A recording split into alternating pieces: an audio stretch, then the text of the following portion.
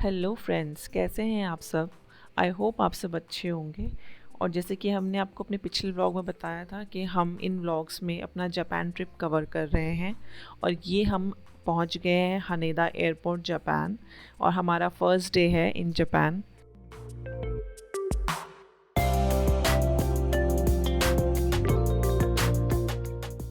ये हम 2023 अप्रैल में एंड में गए थे जापान, और जब हम लैंड किए थे तो अप्रैल का लास्ट डे था। इंडिया जब हम थे तो इतनी ज़्यादा गर्मी पड़ रही थी, ऑलमोस्ट 45-47 डिग्री सेल्सियस टेम्परेचर था। बट जब हम जापान में लैंड किए तो बिल्कुल ही ऑपोजिट टेम्परेचर हो गया था। हम लोगों ने स्वेटर वगैरह पहन लिए थे लाइट, बिकॉज़ इतना ठंड हो रही थी यहाँ पे।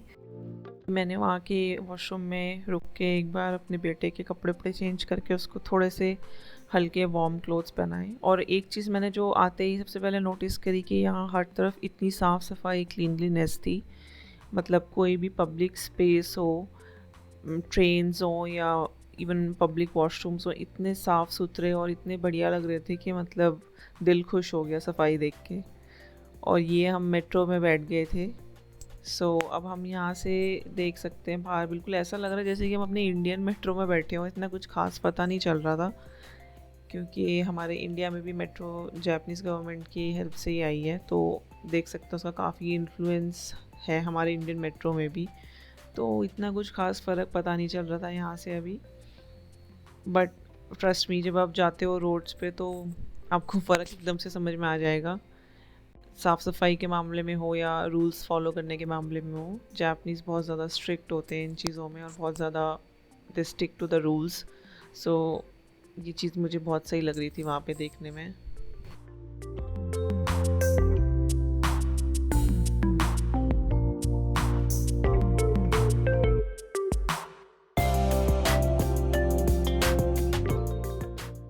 और एक चीज़ आप नोटिस करना, ट्रेन के अंदर मैंने भी नोटिस करी कि काफ़ी सारे इंडियंस ये बैठे थे। एक बारी को मैं कंफ्यूज हो गई थी कि मैं सच में जापान मेट्रो में ही हूँ ना। तो ये चीज़ थी, थोड़ा सा हर जगह मुझे इंडियंस काफ़ी दिख रहे थे। और यहाँ पे मैं फ़र्स्ट टाइम अपनी first vending machine in Japan का ट्रायल कर रही थी क्योंकि इंडिया में तो इतने ज़्यादा वेंडिंग मशीन्स पॉपुलर नहीं हैं, होती हैं बट ऐसा नहीं, उस लेवल पे नहीं है जैसा कि जापान, चाइना और साउथ कोरिया जैसे देशों में है। यहाँ तो मतलब इंसान से ज़्यादा वेंडिंग मशीन आपको दिखेंगी हर इम्पॉर्टेंट प्लेस पे, चाहे कोई आपका ट्रेन स्टेशन हो, बस स्टॉप हो, कोई भी मतलब आपका नॉर्मल रोड पे चल रहे हो, रोड पे कुछ ना भी हो ना, इंसान ना भी दिखे आपको, लेकिन ये वेंडिंग मशीन्स आपको हर जगह दिख जाएंगी, जिसके अंदर पानी, जूस, ड्रिंक्स वगैरह रहते हैं। इवन टी, कॉफ़ी भी आपको हॉट, कोल्ड सब तरीके का मिल जाएगा। तो मुझे बड़ा मन था इसको ट्राई करने का। तो मैंने जैसे ही फ़र्स्ट मशीन देखी तो मैंने फटाफट कुछ कॉइन्स लिए। और हमारे पास ऑलरेडी कुछ जापानीज़ करेंसी थी, क्योंकि मेरे हस्बैंड की वजह से वो लोग ट्रैवल करते हैं इतना ज़्यादा, तो करेंसी चेंज नहीं करते हैं। जो भी जापान से ले आते हैं तो वो हमारे पास यूजुअली रहती है थोड़ा बहुत अमाउंट, तो वो हम लेके गए थे अपने यहाँ से। और ये एक जगह पे हम रुक कर अपने लिए कुछ खाने के लिए देख रहे थे, क्योंकि सुबह से हमने कुछ नहीं खाया था नाश्ता, तो हमने सोचा कि कुछ लाइट खा लेते हैं। तो ऑन माय हस्बैंड्स रिकमेंडेशन हमने यहाँ से बेंटो बॉक्स लिया। बेंटो बॉक्स बोले तो एक छोटा टिफ़िन बॉक्स स्टाइल खाना, जो कि बड़ा ही पॉपुलर है जापान में। तो यहाँ से हमने दूसरी अपनी शिनकानसेन पकड़ ली थी। एक और स्टेशन हमें जाना था, वहाँ पे हमको चेंज करनी थी हिरोशिमा के लिए। तो ये देखो ऐसे कुछ होता है ये बेंतो, टिफ़िन स्टाइल का। इसके अंदर चिकन था, कुछ फ़िश थी और राइस थे। तो बहुत सिंपल सा बेंतो मैंने चूज़ किया था अपने लिए। और शिनकानसेन में बैठ कर ही हम ये सब खा रहे थे आराम से। छोटी सी बॉटल में सोया सॉस था, ये मस्टर्ड सॉस था, थोड़ा सा वसाबी।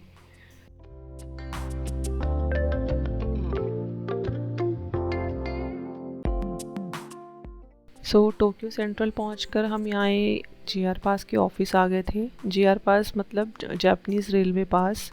तो यूजुअली सारे फॉरेनर्स जापान ट्रैवल करने से पहले या वहाँ पहुँचते ही आप जीआर पास ख़रीद सकते हो। तो यूजुअली बोला जाता है कि आप पहले से ही बुकिंग करा के जाओ, क्योंकि मैंने से सुना है कि वहाँ पे जाने के बाद लेने में बड़ी दिक्कत होती है। तो ऑनलाइन आपको जीआर पास की वेबसाइट मिल जाएगी गवर्नमेंट की, और किसी प्राइवेट एजेंट से भी आप ले सकते हो, बट गवर्नमेंट की वेबसाइट से आप डायरेक्टली ख़रीद सकते हो। ऐसा होता है कुछ जीआर पास, कागज़ का ही होता है, इसको बहुत संभाल के रखना होता है क्योंकि अगर एक बार ये खो जाएगा तो आपको ये दोबारा नहीं मिलेगा।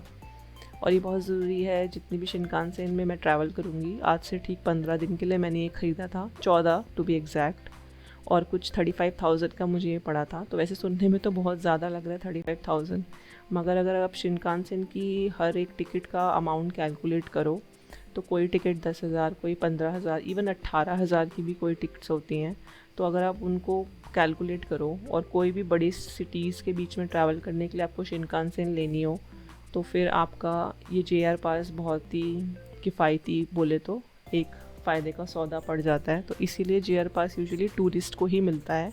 जापानीज़ नेशनल जैसे कि मेरे हस्बैंड नहीं खरीद सकते, उनको पैसे देकर ही ट्रैवल करना पड़ेगा। पर मेरे केस में मैं पहले ही ये जेआर पास ख़रीद के गई थी यहाँ से, 34,000 का 14 दिन के लिए मुझे ये मिला था। और मैंने अपने सारे जो भी मेन सिटीज़ मुझे ट्रैवल करनी थी वो 14 दिन में ही प्लान कर रखी थी, और उसके बाद लास्ट का एक हफ़्ता हमने टोक्यो में ही रहना था।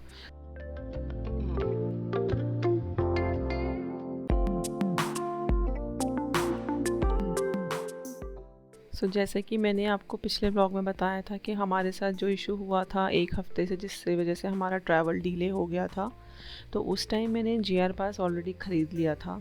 तो जेआर पास ख़रीदने के लिए मैंने अपना क्रेडिट कार्ड यूज़ किया था, और ऑलरेडी मेरे पास उसका रसीद वगैरह सब कुछ था, लेकिन थैंकफुली वो मैं कैंसिल करा के मेरा रिफ़ंड आ गया, और मैंने फिर उसके बाद 7 दिन बाद का दोबारा से 14 दिन का जेआर पास ख़रीदा था। और ये हम हिरोशिमा पहुंच गए हैं। अब आप देख सकते हो, ये जो आपको दिखा रही हूँ स्क्रीन पर, ये है हिरोशिमा के जो ट्रेन स्टेशन है, वहीं पे सुवेनियर्स वगैरह की शॉप है। तो आप कुछ खाने पीने का सामान या गिफ्टिंग का सामान ले जा सकते हो यहाँ से। तो हम लोग भी देख रहे थे कि समझ नहीं आ रहा था कि अपने इन लॉज़ के लिए मैं क्या ले जाऊँ, उनके पास तो सब कुछ ही है, वो यहीं के ही रहने वाले हैं। तो हम यहाँ पे कोई स्पेसिफ़िक लेमन फ्लेवर की वाइन सर्च कर रहे थे, क्योंकि हिरोशिमा जो है वो फेमस है लेमन्स के लिए। एक ख़ास तरीके का लेमन यहाँ पे बड़ा फेमस है, जिसमें बड़ी अच्छी स्मेल होती है, बहुत ही स्ट्रॉन्ग खुशबू होती है। तो उसके केक्स और वाइन्स, जूस और परफ्यूम्स, ये सब चीज़ें बड़ी फेमस हैं। तो वही हम देख रहे थे। फिर एक बार वहाँ पे पहुँचने के बाद मेरी जो सासू माँ हैं, मेरे हस्बैंड की मॉम, वो लेने आ गई थी हमको गाड़ी से, और ये हम घर पहुंच गए हिरोशिमा में। ये मेरा बेबी यहाँ पहुंचते ही वहाँ पे मेरा गोली खेल रहा है। बस फिर रात को हमने डिनर किया और सब सो गए, क्योंकि वहाँ पे हमें पहुँचते पहुँचते 8 बज गए थे घर पे, तो अंधेरा हो चुका था, तो इसलिए हम कुछ खास कर नहीं पाए। फिर नेक्स्ट डे मॉर्निंग हम फ्रेश होके उठे, हम लोग रेडी हुए और एक जगह पे ब्रेकफास्ट करने के लिए आए। और ये हम आए थे सुकिया। सुकिया एक बेसिकली ब्रांड है, फूड रेस्टोरेंट्स की चेन है। जैसे कि हमारे यहाँ बहुत कॉमन, जैसे हल्दीराम्स, बीकानेर वगैरह हो गया ना, हर जगह मिल जाते हैं आपको, और बहुत ही सिंपल सा और सिमिलर खाना होता है। ऐसे यहाँ पे एक सुकिया करके चेन है, जिसमें बहुत सारे अलग अलग तरीके के फूड सेट्स होते हैं। इनके मिनिमल बोल्स मिलते हैं, जैसे राइस बोल हो गए, चिकन, एग, पोर्क, बीफ, जो भी आप खाना चाहो। तो मैंने यहाँ पे चिकन बोल ऑर्डर किया था विद रॉ एग। अच्छा, एक चीज़ होती है, जापान में आप रॉ एग खा सकते हो डायरेक्टली, जो कि मैंने इंडिया में नहीं देखा था पहले कभी भी, क्योंकि वहाँ पे जो एग्स होते हैं उनको भी पॉस्चराइज़ किया जाता है, तो सेफ़ होते हैं, you can eat it raw. फिर नाश्ता करने के बाद हम यहाँ आए हुए थे, ये मेरी हस्बैंड की बुआ जी हैं, उनके घर पे आए हुए थे, और ये फ़ोटो उनके साथ हमने खिंचवाई। तो ये हम लोग यहाँ पे आए, उसके बाद हम गए मेरे हस्बैंड के जो ताऊ जी हैं उनके यहाँ, और ये उनका घर है उधर। ये एक रोड है बड़ी, वहाँ पे लैंडमार्क टाइप के फिक्स रोड, वहीं पे उनका घर है, और ये उनके घर के अंदर की वीडियो है। और ये जो है सेंटर में आप देख रहे हो ना, ये एक Japanese style old garden type का है। और मोस्टली वहाँ घरों में जो होते हैं ना पुराने ज़माने के घर, ये जो घर है ये ऑलमोस्ट 100 ईयर्स ओल्ड है, 100 साल पुराना। तो इसीलिए उस आपने जो गार्डन देखा था ना, वो वहाँ पे काफ़ी टाइम से ऐसे ही बना हुआ है बिल्कुल, और मेंटेन किया हुआ है। फिर उसके बाद हम लोग यहाँ पे आए, ये सिमेटरी है जहाँ पे मेरे जो हस्बैंड की जितनी भी फैमिली पे आज तक जितने भी उनके दादे और ना मदर की साइड के हो गए, फादर की साइड के हो गए, कोई भी मतलब जो लोग वहाँ हिरोशिमा में जितने भी उनके रिश्तेदार बसते हैं, तो उनके जितने भी ओल्ड एज में जो लोग डेड हो जाते हैं तो उनकी सेमेटरी यहीं पे उनको दफना दिया जाता है। तो इनके यहाँ क्या होता है, पहले ये लोग डेड बॉडी को जलाते हैं और फिर उसके बाद जो भी बोन्स या राख होती है उसको एक पॉट में रख के और सेमेटरी में दबा देते हैं। तो कुछ कुछ इंडियन हिंदूज़ के साथ मैच होता हुआ है, जो हमारे यहाँ पे भी जलाते हैं मरने के बाद। और फिर उसके बाद हम एक नज़दीक में ही एक श्राइन था, वहाँ आ गए थे घूमने के लिए। ये यहाँ इस श्राइन में मेरे हस्बैंड बताते हैं कि वो काफ़ी आया करते थे बचपन में। फिर श्राइन में घूमने के बाद हम लोग निकल गए लंच के लिए। तो मेरे फादर इन लॉ हमें लेके गए अपनी कार से एक जगह पे, वहाँ पे उनकी फेवरेट जगह है लंच के लिए, एक बहुत ही traditional old Japanese style restaurant. और ये काफ़ी दूर था पहाड़ों में, मतलब यहाँ तो इतना नहीं लगा होगा आपको, छोटी सी क्लिप डाली थी मैंने, बट ऑलमोस्ट हमको 1.25 घंटा लग गया था इस जगह पे आने के लिए। आप देख सकते हो कि कितना और जापानीज़ ओल्ड स्टाइल रेस्टोरेंट है ये, और ततामी रूम्स बोलते हैं इनको। इधर ज़मीन पे बैठ के आप लोग खाना खाओगे, तो ये मुझे बड़ा सही लगा। और यहाँ आते आते मेरा बेबी सो गया था गोली, तो मैंने उसको फिर लिटा दिया पीछे और हम लोग आराम से बैठ के खा रहे थे वहाँ पे।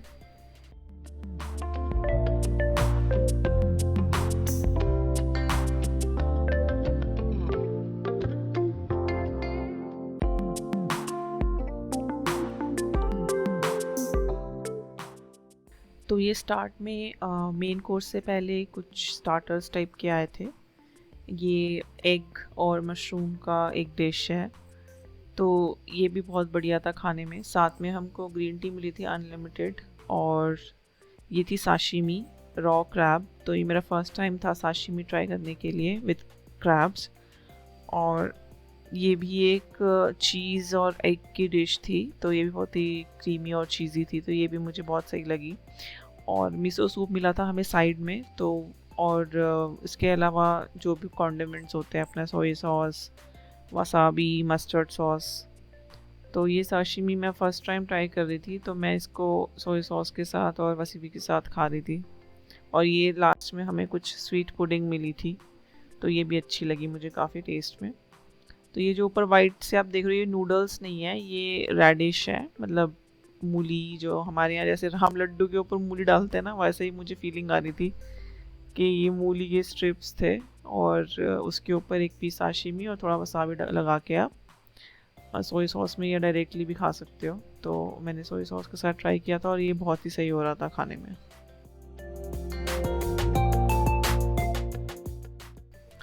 और ये मैंने बाई चांस वसाबी कुछ ज़्यादा ही लगा लिया था, तो मेरे एक्सप्रेशन से आपको समझ में आ रहा होगा।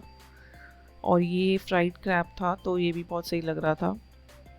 इसके अलावा हमने राइस की मंगाए थे, इसको कोरियन में तो किम्बाप बोलते हैं, और वैसे सुशी भी बोलते हैं।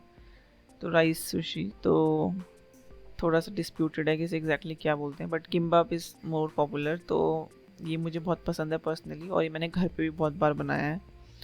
और ये क्रैब सूप था, तो ये fish cake and crab soup. और इसमें ये जो ग्रीन कलर के पत्ते, ये सीवीड है, इसकी बहुत ही स्ट्रॉन्ग एक स्मेल होती है। तो इसका टेस्ट जो है ना बहुत ही यूनिक होता है, और इसको डेवलप करने में थोड़ा सा टाइम लगता है। शुरुआत में अजीब लगता है, उसके बाद सही लगता है।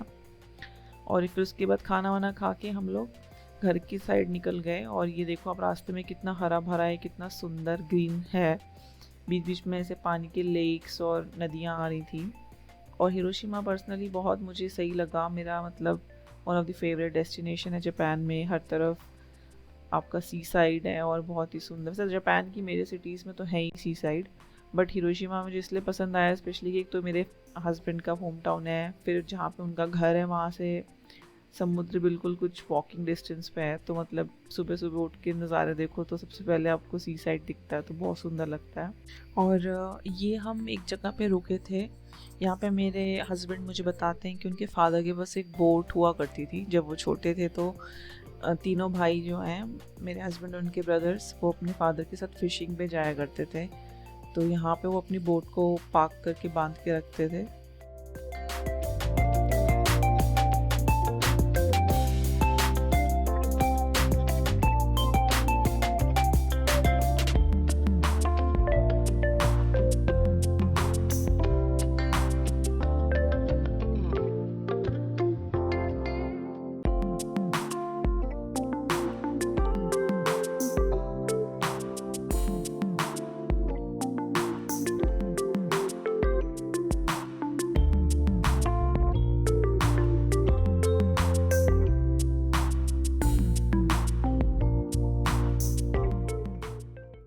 और ये रास्ते में हम लोग जा रहे थे तो बीच बीच में चेरीज़ के पौधे आ रहे थे और मेरा गोलू तो बहुत इन्जॉय कर रहा था। चेरीज़ तोड़ तोड़ के हम लोग खा रहे थे।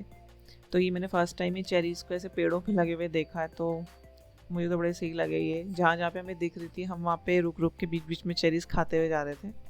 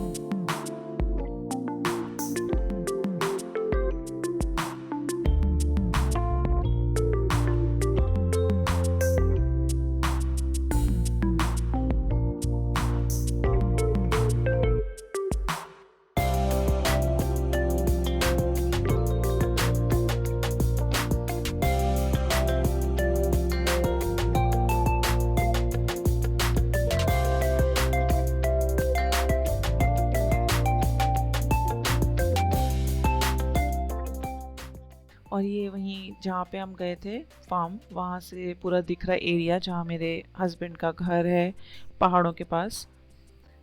तो ये पूरा एरिया है, इस तरफ घर है और पीछे की तरफ पहाड़ है। तो इनका घर बहुत ही सही जगह पे है कि मतलब ऊपर पूरा जंगल है घना, बिकॉज पहाड़ों के एकदम नीचे घर है और साथ में नीचे की तरफ समुद्र है। तो ऊपर पहाड़ और नीचे समुद्र, इतना मतलब सही जगह पे है। आप पीछे देख सकते हो बैकग्राउंड में कैसे पहाड़ दिख रहे हैं। और ये मैं अपने हस्बैंड के साथ यहाँ पे हंसी मजाक कर रही थी कि अगर हम यहाँ पे रहते होते तो हम कैसे मैनेज करते अपनी लाइफ, और अगर हमें फार्म में रहने को मिलती एक सिंपल लाइफ तो हमें कैसा लगता। बस फिर ऐसे करते ही पूरा दिन ख़त्म हो गया और ये मेरा गोलू यहाँ पे घर आ गया और थक गया है, रो रहा है क्योंकि इसको नींद आ रही है। और मैंने इसको यहाँ पे फिर सुलाने की तैयारी करी डिनर विनर करके। बस फिर ऐसे ही हमारा दिन फिनिश हुआ और आज हमने बहुत एडवेंचर किया, जगह जगह गए, फार्म पे भी गए, इतना एंजॉय किया। बस ऐसे ही दिन पूरा हुआ। अब कल देखते हैं कल हम लोग क्या करेंगे। और आप लोगों से भी रिक्वेस्ट है, प्लीज़ लाइक सब्सक्राइब करें हमारे चैनल को, कमेंट में बताएं आपको कैसे लग रहे हैं व्लॉग्स।